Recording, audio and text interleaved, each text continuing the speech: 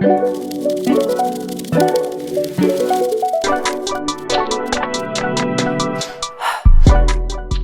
guys, welcome back for episode 27. So last week we explored how the technology you use can make or break your business growth and why your tech stack need to support your goals and how to avoid shiny object syndrome. And this week we're going to be taking it back to the foundation of all great marketing, and that's planning. Specifically, a framework that should guide every campaign, strategy, and business decision, and that's the SOSTAC framework.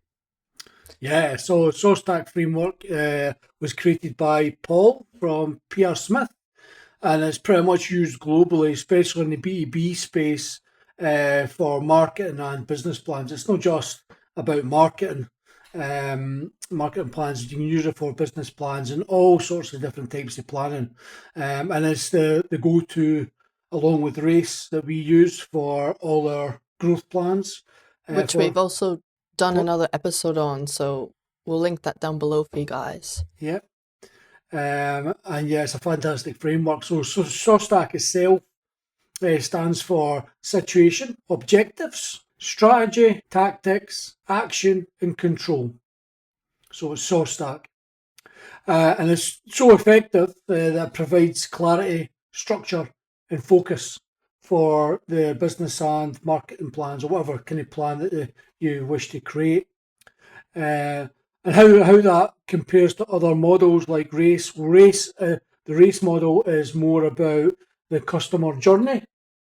And on another episode, what we'll do is we'll actually discuss how we integrate SOSTAC and RACE together to create our growth plans because of the services that we're providing in terms of the entire customer life cycle. It's really important to make sure that the customer life cycle is included within those plans, and RACE can help you do that with SOSTAC. Yeah.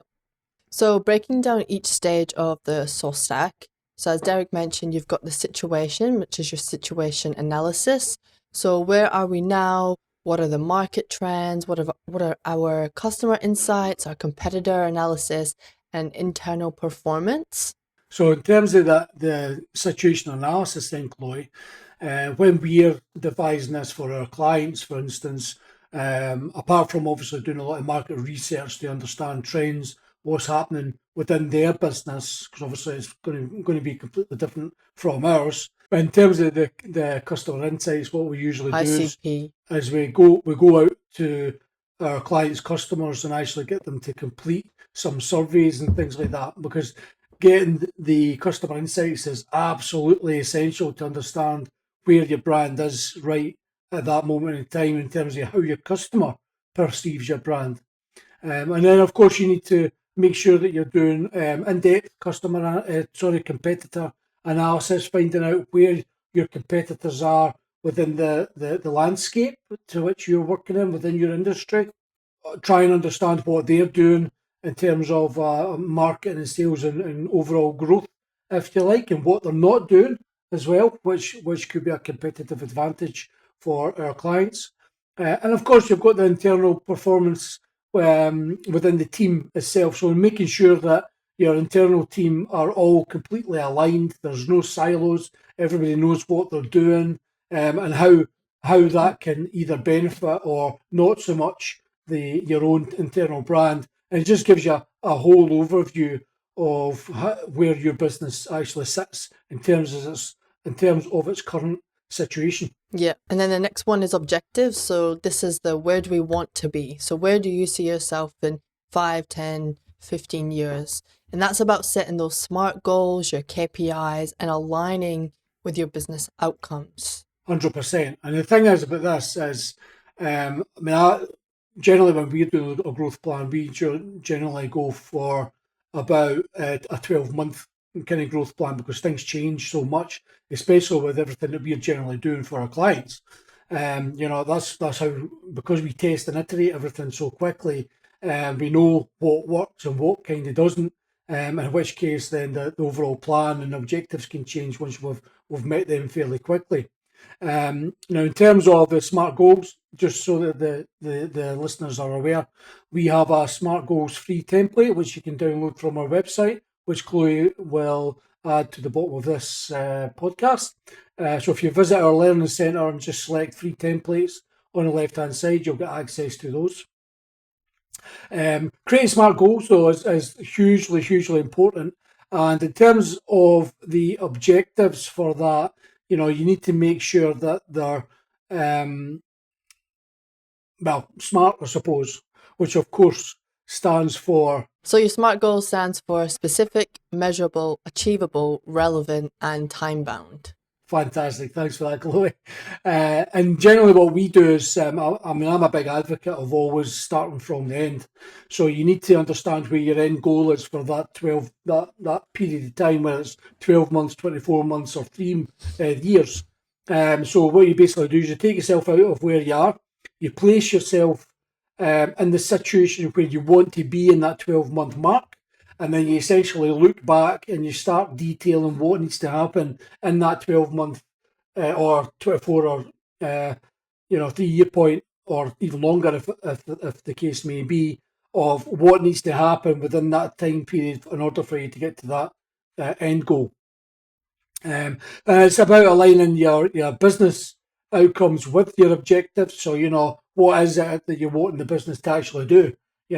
Obviously, most people will generally tie this to revenue. At the end of 12 months, we want to take the business from 1 million to 3 million, which is achievable, of course, because we do that all the time.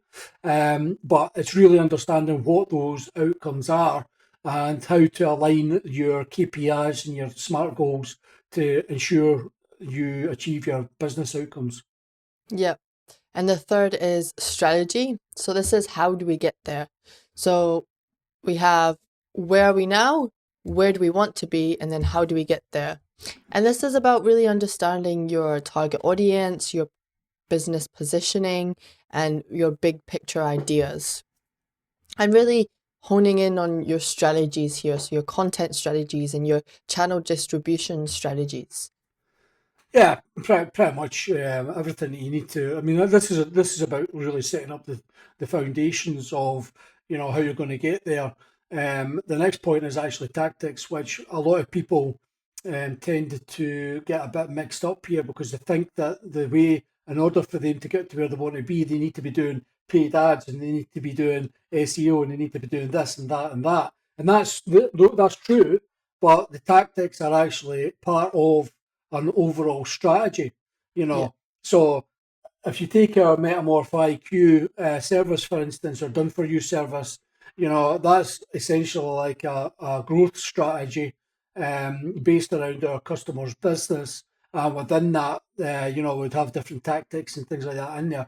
But even within the main strategy, you have other strategies within those, like you've mentioned, like your audience strategy, who is it you're trying to target. You've got your positioning strategy. Are you going to be, are your prices going to be cheaper, or are they going to be more expensive, or Europe?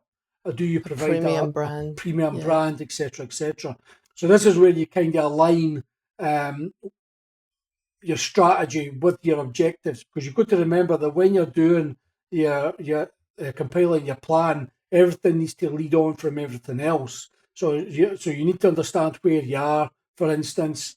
Then you need to understand, what it is that you want to try and achieve, and then the strategy is about defining how you're going to actually do that. Right? Yeah. It's about how you do that, and then that leads us on to the tactics, which is point number 4. And essentially what this is about all the tactical stuff that needs to happen within the strategy itself to make sure that you're on point and you're going to reach your overall objectives. And that includes things like email marketing, SEO, account-based marketing, which I suppose are strategies within themselves. Your SEO strategy, your AI strategy nowadays, your paid ads, your social media, and everything else that needs to be considered in order for you to meet your objectives. Yeah. So just to clarify, your tactics are the specific little tools and actions within your strategy of how you will reach your goals, if that makes sense. Because a lot of people do tend to get very mixed up with the tactics and the strategy, and thinking that just doing email marketing is your strategy. And while it is, there's a specific strategy to doing email marketing. That's only one aspect of your overall strategy to get to where you want to be. That's correct. And the thing is, what people need to try and understand is you need to have strategy before you have tactics, because the Yeah, strategy defines what tactics you're going to use, you know. So yeah, if your strategy is, you know, for to increase awareness via the Reddit platform, then obviously the tactics will need to be employed for to make sure that happens. yeah, You know, if your strategy is to grow overall brand awareness, then obviously the tactics will be different again. It really yeah. depends what you're trying to achieve. You don't want to just start doing SEO because the man down the road told you to, or, start posting on TikTok when your demographic is the, maybe 35 to 65-year-olds that aren't on TikTok, and that's not where they're spending most of the time because you're just going to waste all your money. Hundred And percent.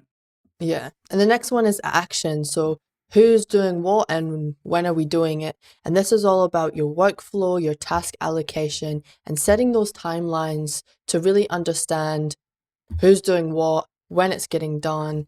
And yeah, just make sure that everything gets done when you need it to get done. That's right, and you'll probably find that most businesses either have a project management system in place, like Asana, for instance, or Basecamp, and or some other people just use spreadsheets. I mean, obviously, with spreadsheets at the moment, anyway, unless you're integrating AI, they don't send people updates and things like that. So it's really important for to make sure that when you're choosing a project management system, because this stuff needs to be managed, that you know you're able to allocate the tasks. You'll be able to create the workflows that need to happen for to reduce your time and effort. Actually, even within the project management system as well, you know. So a lot of automations and things need to be considered, but the action is super important to make sure to align people with the tactics, with the strategy, and everything else that kind of brings everything together. Yeah. It also helps everybody to understand where the business is heading, how that's going to work, how they're going to implement into that. And then you've also got the collaborative side where, everybody's excited and happy, and you'll find that, the team tend to not put in more effort, but they're excited. So they're like, yes. So they've got that drive and that ambition to reach that common goal. That's right, and as well, I mean, you know, people get busy, right? So it's also a good way to see what bottlenecks there are. You know, do people need trained in this particular thing? And so it doesn't just help the project itself, or but it also helps the team as well if and when Yeah. they need any help. And that kind of leads us on to the control aspect, the last item within SOSTAC. What control is all about. That's about, how do we measure the success of our campaigns? What reporting needs to be set up. You'll have different dashboards likely for different roles. So your CMO might be different from your CRO, which might be different from your CEO, which is probably different from your tactical team. Then what analytics needs to be shared within those dashboards. People need to come together and review how things are going. So generally, what we do is we do a quarterly sprint, but we meet monthly to go over things to see where we're at, and do things need to change in order for us to continually meet our objectives and things like that. What needs optimized, if anything, and there's a whole host of things in there which needs to be considered when you're trying to control how things go. And once you've done that, then you go straight back over to the strategy side, and then it kind of comes round again, working through the strategy and the tactics, because if you've identified something within the control part that we need to switch from Reddit to, I don't know, a question and answer site, or we need to start pushing towards more SEO, then obviously the strategies need to change. So that brings you back around to strategy, and then that might obviously have an impact on the tactics that needs to be executed, and then it just continually goes round again. And this is where you really understand where your customers are spending most of their time and where you're seeing the biggest return on investment for your money as well. Because if you're seeing a high ROI on, say, Facebook ads, and your organic social isn't, very good, then we might spend a bit of time helping up that organic social to really build that brand. And yeah, and like Derek said, it just keeps going round and round, and then your business eventually, you're at that 1 million, and then we're at that 2 million, 3 million, 4 million, etc., etc. And as you do tend to scale, the strategies will always change because you have new objectives, bigger marketing budgets, whatever that may be. Yeah, 100%. And of course, within control, you just touched on budgets there. Now, obviously, budget is a massive part of the entire strategy, making sure that you're not setting up your budgets so that you're under investing, if you like, which we see quite a lot of people, because they think that in order for it to get to this big hairy goal, they only need to spend $10,000, or if you want to get to that big goal, either you need to take a longer term approach, which you should be doing anyway. But if you want to be doing an extra 2 million on your bottom, I mean, say for instance you're doing 1.5 million at the moment. For instance, it's maybe taking 6 years to get there. If you want to add another 2 million on the back of that, that's not going to happen with investing $500 a month. You need to be investing appropriately for whatever it is that your tactics define, if you like.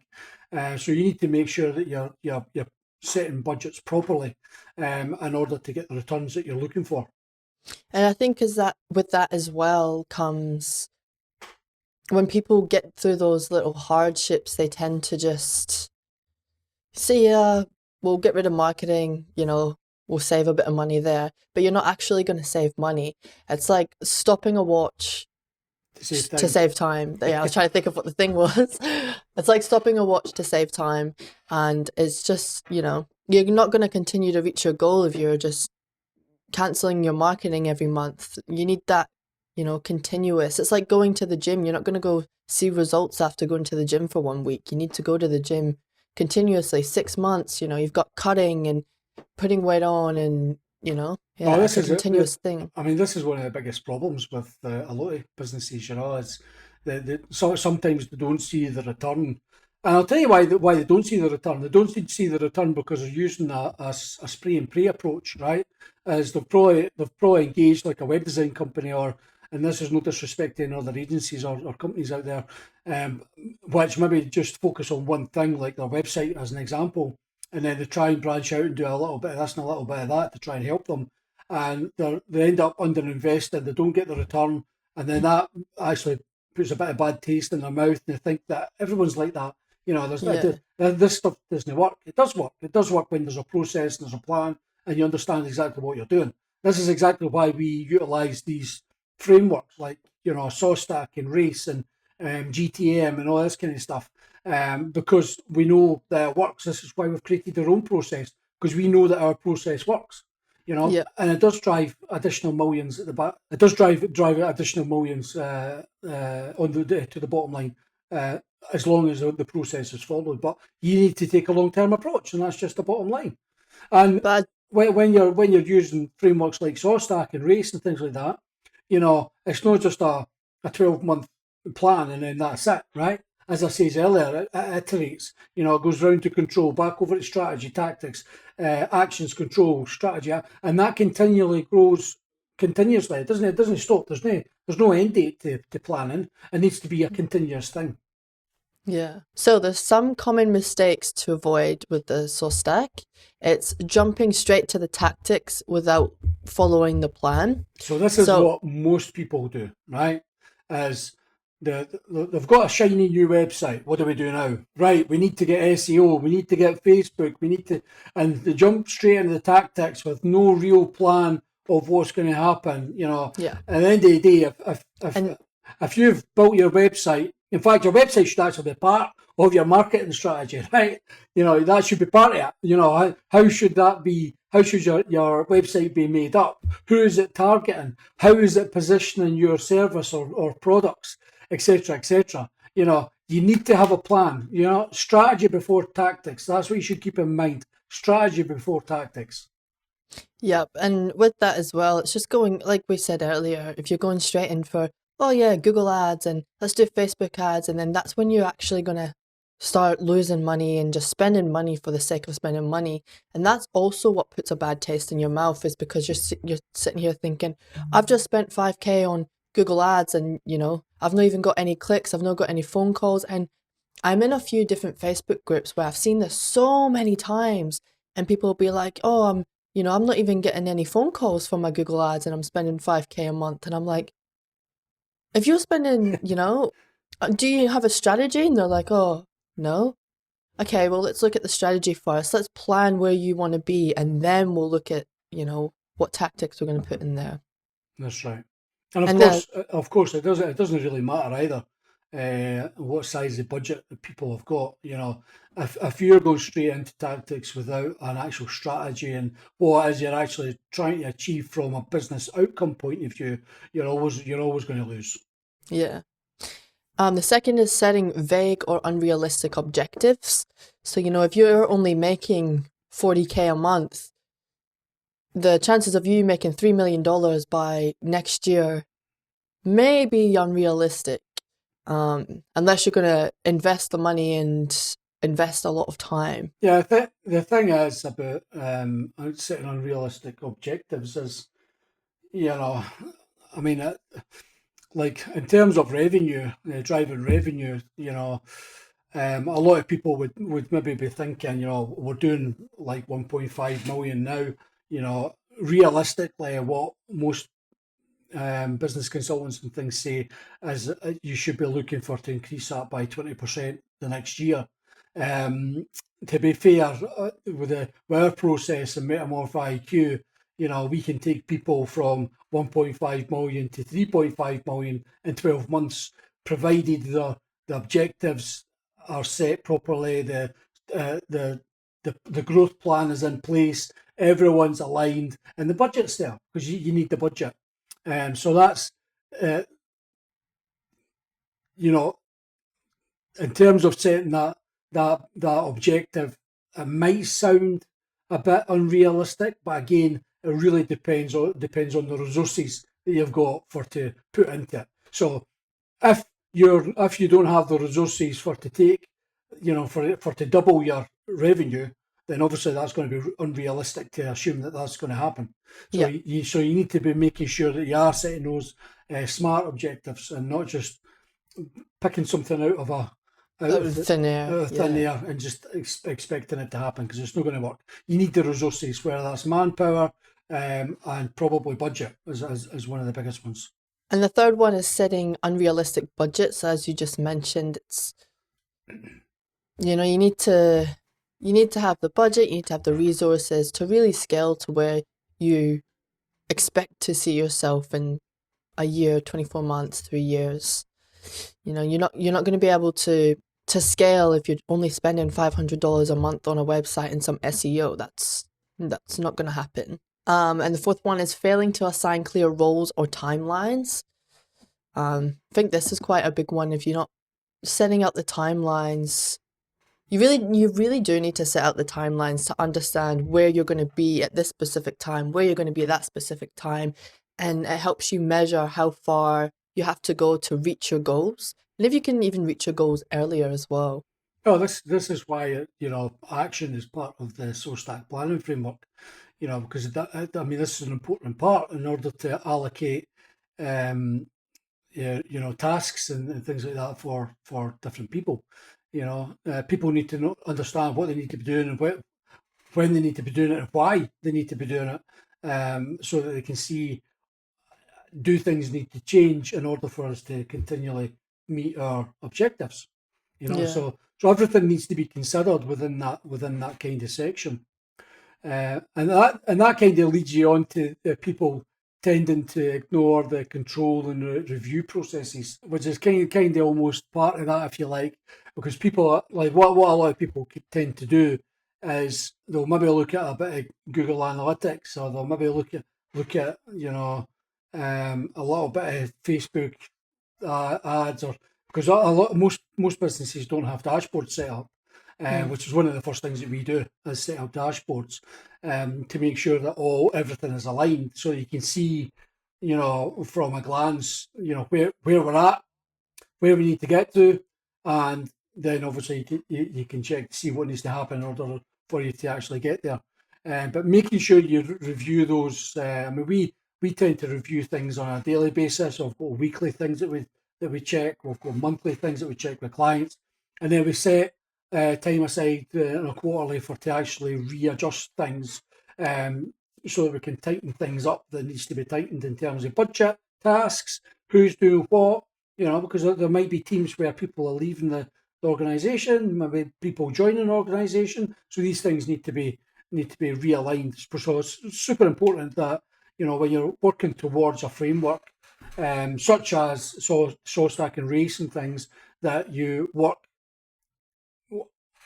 it to a T for the benefit of your growth in your business. So we have some actionable takeaways for you guys to implement this week. I want you to download a SOSTAC template or create your own SOSTAC based on your business, and set a plan for the next 12 months, 24 months, 3 years, wherever you want to see your business in that amount of time.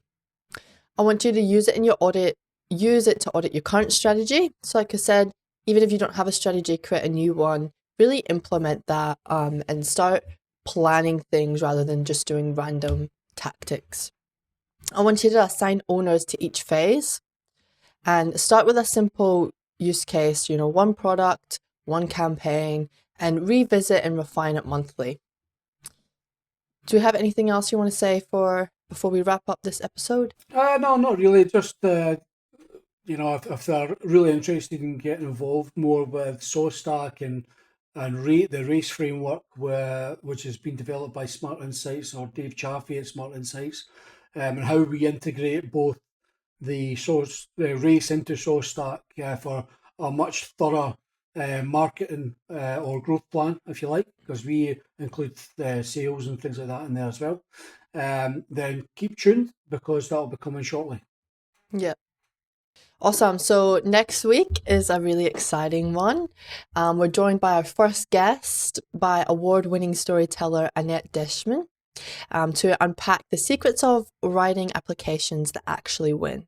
So whether that's industry awards, grants, or recognition programs, the way you tell your story can be the difference between getting overlooked or standing out. So if you've ever thought about going after awards, but you're not too sure where to start, then episode 28 will be your playbook. Awesome. Awesome. We'll see you next week. Okay, cheers, Bye, guys.